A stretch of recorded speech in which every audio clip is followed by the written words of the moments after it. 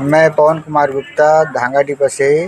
और अभी जो मोदी सरकार ऑपरेशन सिंदूर चला रही है कश्मीर के नक्सलवाद ला खत्म करे बर, वो क्रूरता के जवाब देहे बर बहुत सुंदर ही सैन्य बल मन बहुत अच्छा अपन शौर्य की ताकत दिखाई है और घर में घुस करके हमार भारत के शौर्य ला दिखाई है और बहुत अच्छा कई ठिकाना नक्सलवादी मन के नष्ट करीन है। जब बहुत सुंदर काम रही से माने मुंह तोड़ जवाब दिया गिसे हमारे भारत के तरफ ले सैनिक मन ला बहुत बहुत बधाई। मोदी सरकार ला भी इतना अच्छा कदम उठाई, मोदी सरकार ला भी बहुत बहुत बधाई।